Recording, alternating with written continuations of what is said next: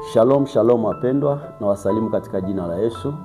Ni mimi wenu Apostle Gabriel Asani, mtumishi wa Mungu, mbeba maono wa kanisa la Bethlehem Redemption Church. Tuko hapa Kigamboni Darajani, na wakaribisha sana kuweza kufuatilia channel yetu na mafundisho ambayo yanaendelea. Na leo tunasoma ambalo linasema nyakati ufunua asili ya kweli ya wanadamu.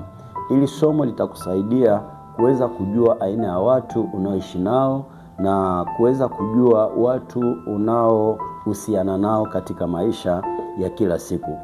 Nyakati ufunua asili ya kweli ya watu. Tutasoma andiko kwenye kitabu cha Timotheo wa kwanza sura ya 5 mstari wa 24 hadi 25. Neno la Mungu linasema kwenye Timotheo wa kwanza sura yake ya 5 mstari wa 24 hadi 25. Linasema dhambi za watu wengi zi dhahiri, zatangulia kwenda hukumuni. Wengine dhambi zao za wafuata. Vivyo hivyo matendo yaliyo mazuri ya dhahiri, wala yale yasiyo dhahiri hayawezi kusitirika. Mpendwa, nadhani neno umelielewa vizuri na umesikia jinsi gani mtume Timotheo anavyosema kwenye waraka wa Timotheo, mtume Paulo anavyosema kwenye waraka wa Timotheo kuhusu nyakati zinavyofunua asili ya kweli ya watu. Anasema dhambi za watu wengine zi dhahiri, lakini zingine zinawafuata, wengine zinawafuata. Yaani wengine zinakuja kufunuliwa baada ya wakati. Lakini kuna watu ambao ukimwangalia tayari unatafsiri maisha yake alivyo. Ila kuna watu ambao wanajionyesha kuwa ni wema, lakini baada ya wakati ndipo utakapowajua vizuri, ndipo utakapojua asili yao vizuri, kwa sababu watu wengi wanajificha, lakini baada ya wakati ndipo wanapokuja kujulikana. Na ndio maana nataka ujue kwamba kwenye maisha huwezi ukamjua mtu mwanzoni. Iwe kwenye urafiki, unapoanza urafiki na mtu kwenye mahusiano, huwezi ukamjua mwanzoni vizuri. Iwe kwenye ndoa, unajua ndoa sio zile sherehe, watu wanasherehekea ukumbini, wanafurahi, wanakunywa, wanakula. No, ndoa ni baada ya wakati, watu wakishaingia kwenye familia, watu wakishaingia nyumbani, wanaanza kuishi yale maisha ya ndoa. Hapo ndio watu wanajuanaga vizuri, kwa sababu kwenye sherehe huwezi ukajua kama huyu ndio mume au huyu ndio mke, lakini baada ya wakati ndipo utakapojua. Na ndio maana waweza kuwaficha watu tabia zako, lakini hauwezi ukaficha wakati tabia zako. Waweza ukaficha watu mienendo yako, lakini hauwezi ukaficha wakati mienendo yako. Watu wengi kwenye wokovu wamejificha, lakini nachotaka kukuambia, waweza kujificha mbele za wachungaji, mbele za mitume, mbele za manabii, mbele ya maaskofu, lakini wakati utakufichua tu. Watu watajua wewe ni nani baada ya wakati. Kwa sababu mwanzoni watu wengi tunapoanza wokovu, watu tunajifanya watakatifu. Watu wengi tunapoanza wokovu, watu tunajifanya na maombi. Watu wengi tunapoanza wokovu, watu tunakuwa na bidii ya kwenda ibadani.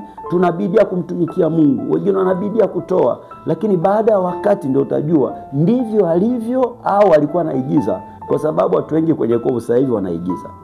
Watu wengi kwenye wokovu sasa hivi wanaigiza, lakini wakati utawafunua walivyo. Na ndio maana unapomwangalia mtu sio haraka kumhukumu, mpe wakati, utamjua yeye ni nani.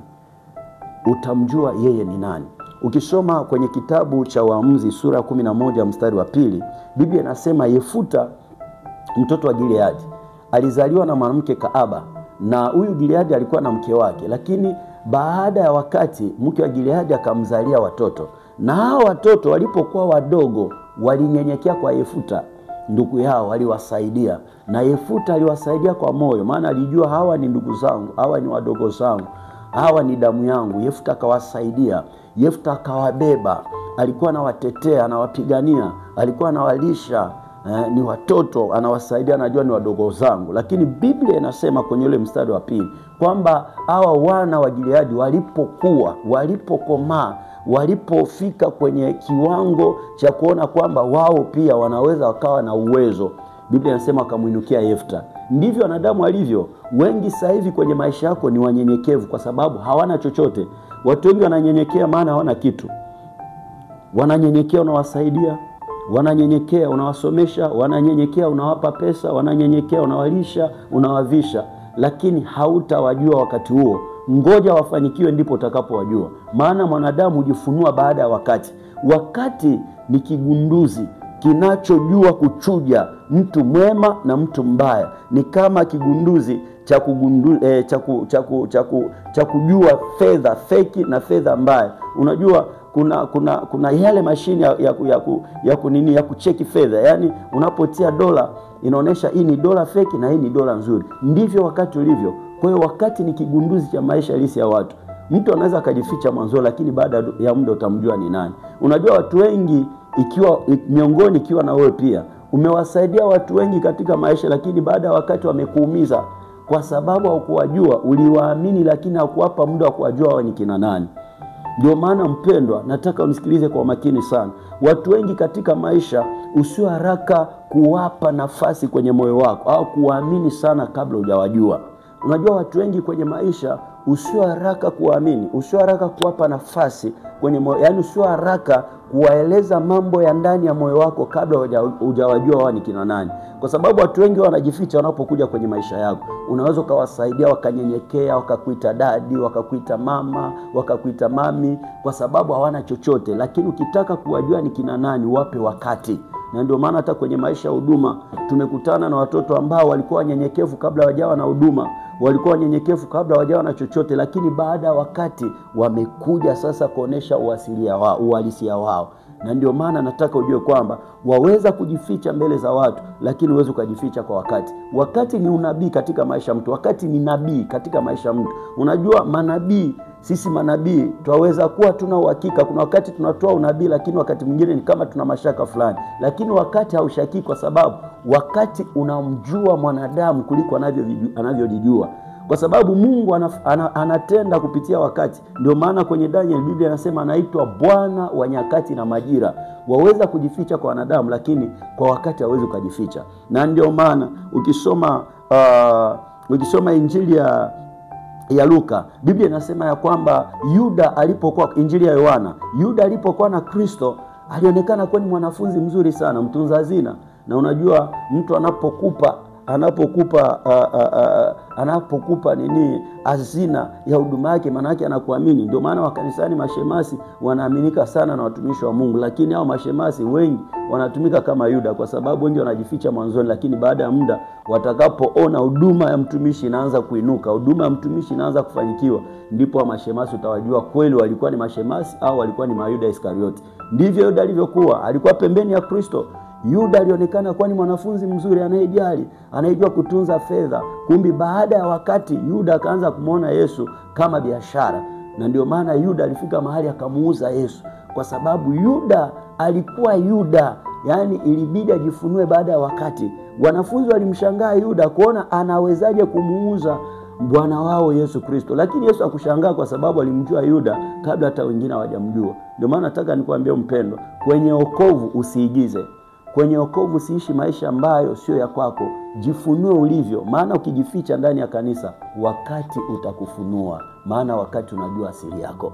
Wakati ufunua asili ya kweli ya wanadamu. Uwezi ukajificha kwenye wakati.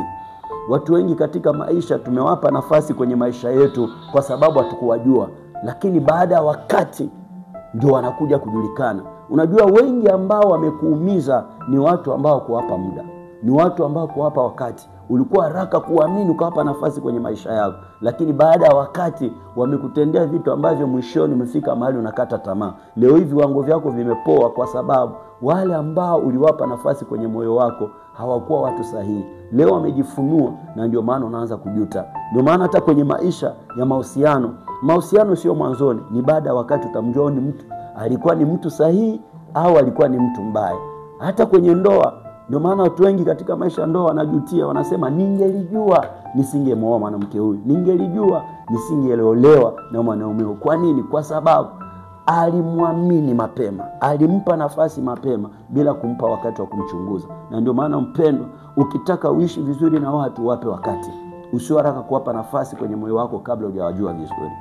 Lakini ninachomshukuru Mungu ni kwamba wakati haufunui mabaya tu, wakati unafunua pia mema. Na ndio maana kwenye maisha nataka nikwambie mwana wa Mungu kwamba wanaokuona leo ufai, baada ya wakati watakujua ni nani.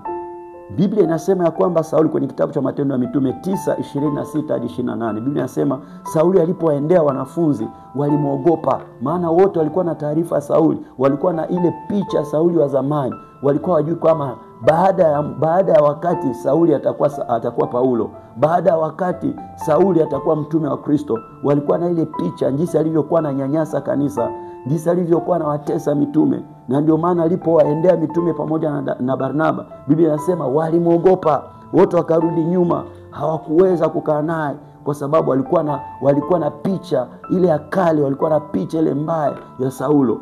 Lakini Biblia inasema ya kwamba Saulo alikuwa ameshabadilishwa, na ndio maana alihubiri injili kwa ujasiri, alihubiri kwa ushujaa wote, maana alikuwa amebadilishwa kwa Sauli tena kawa Paulo. Wakati ufunua siri ya kweli ya wanadamu, sio kwa mabaya tu, hata kwa mema. Waliokujua kale wewe ni mzinzi, wewe ni mwizi, wewe ni jambazi, lakini ndani yako kuna hazina ya Mungu, baada ya wakati watu watajua ni nani. Na ndio maana mshukuru Mungu hata kwa ajili ya kanisa. Leo kanisa limechanganikiwa. Leo watu hawajui kanisa ni lipi, kanisa la kweli ni lipi. Lakini Bwana wa kanisa amesema, juu ya mwamba nitalijenga kanisa langu, malango ya kuzimu haitalishinda. Na ndio maana leo sio jambo la kushangaza hata kama wengine wataacha wokovu, hata kama wengine watamchanganya Mungu na uganga na ushirikina, lakini kanisa halisi litajulikana baada ya wakati. Maana leo kanisa liko kwenye mchanganyiko, watu wamechanganyikiwa, wajua kimbilie wapi. Ila nakutia moyo mpendwa, kwa sababu baada ya wakati kanisa la Kristo litajifunua, baada ya wakati kanisa la kweli litajifunua. Na ndio maana ninaposoma Matendo ya Mitume, kwenye kitabu cha Matendo ya Mitume sura 5 kianzia ule mstari wa 12 kuendelea, Biblia inasema wakati kanisa lilipatwa na ziki, wanafunzi walinyanyaswa, wanafunzi walipigwa, walikamata mitume wakawakata kichwa.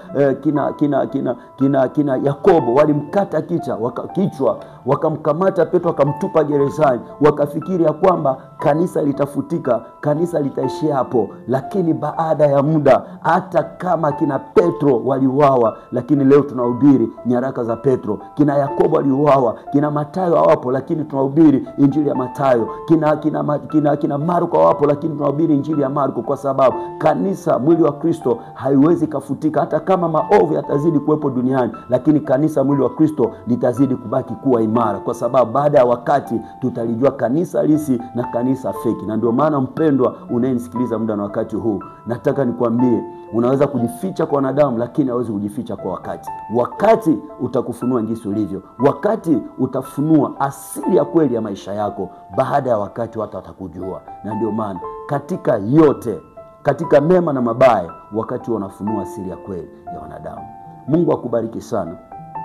Ningependa endelee kufuatilia channel yetu, kwa sababu mafundisho yanaendelea. Endelea kusubscribe na uendelee kucomment, kwa sababu masomo yapo yanaendelea, na somo hili ni pana na ziko pointi nyingi ambazo zitakusaidia, kwa sababu nitaingia tena kwenye kipengele kingine kinachosema kuhusu kujua siri ya maambatano. Ili somo litakusaidia kujua watu unaoweza kuhusiana nao katika maisha yako, kujua watu wanaoingia kwenye maisha yako na ni watu gani ambao unaweza kutembea nao katika maisha yako. Maana wakati ufunua asili ya kweli ya wanadamu. Mungu akubariki sana. Usiache comment na kuendelea kusubscribe. Mungu akubariki sana na kutendee mema. Karibu, asante.